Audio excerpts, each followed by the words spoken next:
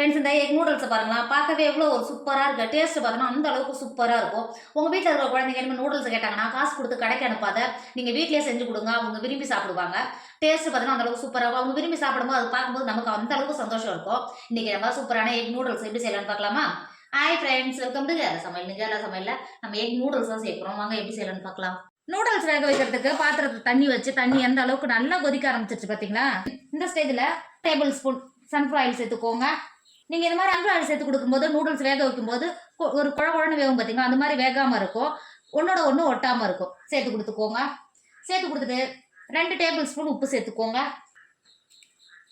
2 table spoon உப்பு சேர்த்து கொடுத்துட்டு நான் 500 கிராம் நூடுல்ஸ் எடுத்து வச்சுருக்கேன். இப்போ இந்த நூடுல்ஸை தண்ணியில் சேர்த்து கொடுத்துக்கோங்க. இந்த மாதிரி நீங்கள் முழுசாக சேர்க்கும் போது நூடுல்ஸ் நல்லா நூலாக இருக்கும். அதனால தான் முழுசாக கட் பண்ணாமல் சேர்த்துக்கிறேன். சேர்த்து கொடுத்துக்கோங்க. நூடுல்ஸ் உள்ள சேர்த்து கொடுத்துட்டு மூடி போட்டு மூடி ஒரு 8 நிமிஷத்துக்கு மட்டும் வேக விடுங்க. நீங்கள் 8 நிமிஷம் வேக விடும்போது 80% நூடுல்ஸ் நல்லா வெந்திருக்கும். இப்போ வேக விடுங்க. பாருங்க, இப்போ ஒரு 6 நிமிஷம் ஆயிருக்கு. 6 நிமிஷத்துலேயே நூடுல்ஸ் எந்த அளவுக்கு நல்லா கொதிக்க ஆரம்பிச்சிச்சு பார்த்தீங்களா? இப்போ பாருங்க, இப்போ ஒரு டைம் நல்லா கிண்டி கொடுத்துக்கோங்க. கிண்டி கொடுத்துட்டு நூடுல்ஸ் வெந்துச்சா என்னன்னு இப்பயே செக் பண்ணிக்கோங்க. ஒரு சில நூடுல்ஸ் வந்து சட்டுன்னு வெந்துடும். இங்கே பாருங்க, இப்போ ஒரு 6 நிமிஷம் தான் ஆயிருக்கு. இங்கே பாருங்க, இப்போ இந்த நூடுல்ஸ் எடுத்துட்டு வெந்துருச்சா என்னன்னு இப்படி எடுத்து கையில் கட் பண்ணி பார்த்தீங்கன்னா இந்த அளவுக்கு நல்லா சாஃப்டாக இருக்கணும். இங்கே பார்த்தீங்களா? இப்போ இந்த நூடுல்ஸை வடிகட்டுறதுக்கு நம்ம சாதமெல்லாம் வடிப்போம் பார்த்தீங்களா, அந்த பாத்திரம் தான். கீழே ஒரு பாத்திரம் வச்சு அதுக்கு மேலே நம்ம சாதம் வடிப்போம் பார்த்தீங்களா, அந்த பாத்திரத்தை இறக்கி வச்சுருக்கேன். இப்போ நம்ம வெந்திருக்கிற நூடுல்ஸை இந்த மாதிரி ஒரு நம்ம ஜல்லடை வடையெல்லாம் பொரிக்கிறதுக்கு வச்சுருப்போம் பார்த்தீங்களா, இதை வச்சு நீங்கள் எடுத்திங்கன்னா சட்னி எடுக்க வந்துடும். இந்த மாதிரி அந்த கரண்டியை வச்சு இந்த மாதிரி எடுத்தீங்கன்னா போதும், ஈஸியாக வந்துடும். அப்படி உங்களுக்கு இது மாதிரி எடுக்கிறதுக்கு கரண்டி எதுவும் இல்லைன்னா நீங்கள் அப்படியே எடுத்து கூட சேர்த்துக்கோங்க. இப்போ இந்த நூடுல்ஸை நம்ம வடிகூடையில் சேர்த்துக்கோங்க. வேக வச்சு மாற்றி வச்சுருக்க நூடுல்ஸில் 1/2 கப்பு தண்ணி எடுத்துக்கோங்க. தண்ணியை நூடுல்ஸ் மேலே இது மாதிரி சேர்த்து கொடுத்தீங்கன்னா நூடுல்ஸ் நல்லா உதிரியாக இருக்கும். இங்கே பாருங்கள், இந்த மாதிரி தண்ணியை சேர்த்து கொடுத்துட்டு ஒரு 10 நிமிஷத்துக்கு இந்த வடிகூடையே வச்சுக்கோங்க. தண்ணி நல்லா வடிஞ்சிடும். இப்போ பாருங்கள், ஒரு 10 நிமிஷம் ஆகிடுச்சு. தண்ணி நல்லா வடிஞ்சிருச்சு. இதுக்கப்புறம் இங்கே பாருங்கள், நூடுல்ஸ் எந்த அளவுக்கு நல்லா உதிரியாக இருக்குது பார்த்தீங்களா? இப்போ இது வேறு ஒரு பிளேட்டுக்கு மாற்றிக்கோங்க. இந்த மாதிரி பிளேட்டில் மாற்றி வச்சுன்னா நல்லா உதிரியாக இருக்கும். ஒரு 5 நிமிஷத்துக்கு நல்லா ஆறிடும். இந்த மாதிரி ஸ்டீல் பிளேட்டில் மாற்றிக்கோங்க. இந்த மாதிரி மாற்றி கொடுத்துக்கோங்க. நூடுல்ஸ் பண்ணுறதுக்கு நான் 5 முட்டையை உடச்சி ஒரு பாத்திரத்தில் சேர்த்து வச்சுருக்கிறேன். 1/2 டேபிள் ஸ்பூன் உப்பு சேர்த்துக்கோங்க. அது கூடவே 1/2 டேபிள் ஸ்பூன் மிளகுத்தூள் சேர்த்துக்கோங்க. உப்பு மிளகுத்தூள் சேர்த்துட்டு முட்டையை ஒரு 2 செகண்ட் நல்லா இது மாதிரி விஸ்க் வச்சு நல்லா அடிச்சு எடுத்துக்கோங்க. இப்போ பாருங்கள், விஸ்க் வச்சு ஒரு 2 செகண்ட் நல்லா முட்டையை நல்லா அடிச்சு எடுத்துட்டோம். இப்போ அடித்த முட்டையை மாற்றி வச்சுக்கோங்க. எக் நூடுல்ஸ் பண்ணுறதுக்கு இப்போ ஒரு கடாய் வச்சுக்கோங்க. எண்ணெய் சேர்த்துக்கோங்க. நான் சேர்த்தது வந்து வீட்லேயே ஆடின கடலை எண்ணெய், அதோட இந்த கலரில் இருக்குது. இப்போ எண்ணெய் சேர்த்து எண்ணெய் நல்லா சூடாகிடுச்சு.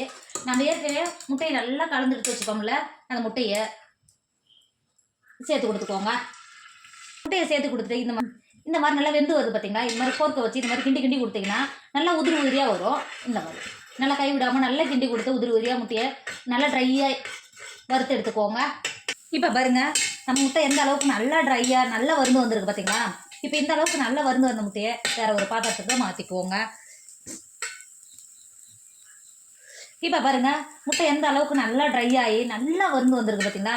இந்த மாதிரி நீங்கள் எண்ணெய் கொஞ்சம் எக்ஸ்ட்ரா சேர்த்து வறுக்கும் போது இந்த முட்டை இடையில கடிக்கும்போது ஒரு வாசனை அந்த அளவுக்கு சூப்பராக இருக்கும். அதனால தான் கொஞ்சம் எக்ஸ்ட்ராவே எண்ணெய் சேர்த்துக்கோங்கன்னு சொன்னேன். இப்போ இந்த முட்டையை நல்லா வறுந்து வந்துருச்சு. வேறு ஒரு பாத்திரத்துக்கு மாற்றி வச்சுக்கோங்க. மாற்றி கொடுத்துட்டு திரும்பவும் ஒரு 2.5 டேபிள் ஸ்பூன் அளவுக்கு எண்ணெய் சேர்த்துக்கோங்க. எண்ணெய் சேர்த்து எண்ணெய் நல்லா சூடாகிடுச்சு. 2 டேபிள் ஸ்பூன் இஞ்சி பொடியாக கட் பண்ணி வச்சுருக்கேன். இந்த இஞ்சியை உள்ள சேர்த்து கொடுத்துக்கோங்க.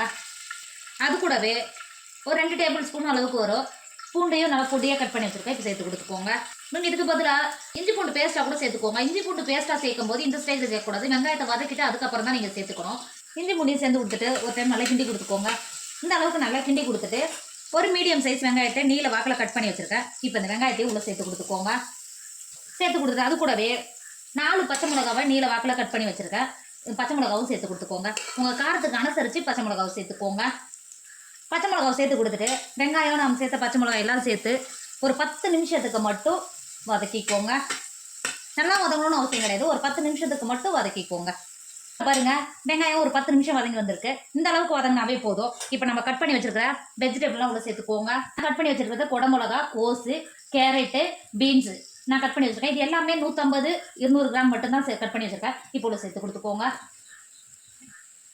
வெஜிடபிள் சேர்த்து கொடுத்துட்டு வெஜிடபிள் வதங்குறதுக்கு 1 டேபிள் ஸ்பூன் உப்பு சேர்த்துக்கோங்க. உப்பு சேர்த்துட்டு நம்ம சேர்த்த காயெல்லாம் நல்லா கிண்டி கொடுத்துக்கோங்க. இந்த அளவுக்கு நல்லா கிண்டி கொடுத்துட்டு 70% மட்டும் நம்ம சேர்த்த காயெல்லாம் வேக விடுங்க. இப்போ பாருங்க நம்ம சேர்த்த காய் எந்த அளவுக்கு 70% நல்லா வெந்து வந்திருக்கு பார்த்தீங்களா? இங்கே பாருங்க. இப்போ நல்லா ஒரு டைம் கிண்டி கொடுத்துட்டு இப்போ மசாலாலாம் சேர்த்து கொடுத்துக்கோங்க.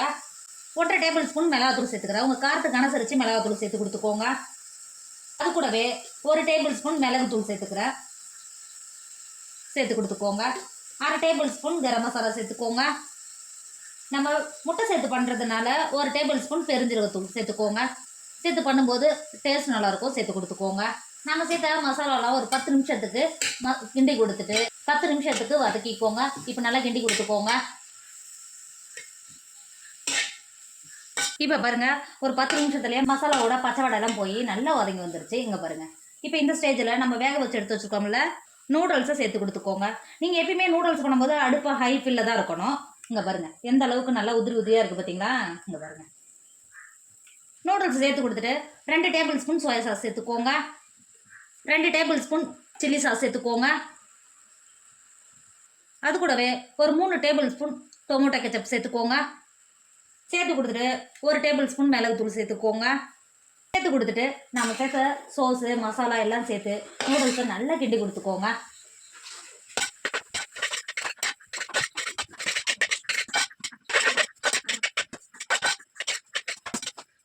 இந்த அளவுக்கு நல்லா கிண்டி கொடுத்துட்டு நம்ம சேர்த்த மசாலாவோட ஒரு 5 நிமிஷம் மட்டும் நூடுல்ஸை வேக விடுங்க. இப்போ பாருங்க நூடுல்ஸ் ஒரு 10 நிமிஷம் நல்லா மசாலாவோட நல்லா வெந்து வந்துருச்சு. நம்ம ஏற்கனவே வறுத்து வச்சுருக்கோம்ல முட்டையை கூட சேர்த்துக்கோங்க. முட்டையை சேர்த்துட்டு நம்ம சேர்த்த நூடுல்ஸோட நல்லா கிண்டி கொடுத்துக்கோங்க. நல்லா கிண்டி கொடுத்துட்டு வேற ஒரு பிளேட்டுக்கு மாற்றிக்கோங்க. இப்போ பாருங்க நம்மளோட எக் நூடுல்ஸ் சூப்பராக ரெடி ஆயிடுச்சு. இதோட டேஸ்ட்டு அந்த அளவுக்கு சூப்பராக இருக்கும். நீங்கள் பெரியவங்கலேருந்து குழந்தைங்களுக்கு இந்த மாதிரி செஞ்சு கொடுங்க. அவங்க விரும்பி சாப்பிடுவாங்க. டேஸ்ட்டும் அந்த அளவுக்கு நல்லா சூப்பராக இருக்கும். கண்டிப்பாக நீங்களும் ட்ரை பண்ணுங்க. என்னோட வீடியோ உங்களுக்கு பிடிச்சிருந்தா உங்கள் ஃப்ரெண்டு உங்கள் ஃபேமிலிக்கு ஷேர் பண்ணுங்க. மறக்காம கேரளா சமையல் சப்ஸ்கிரைப் பண்ணிக்கோங்க. தேங்க்யூ.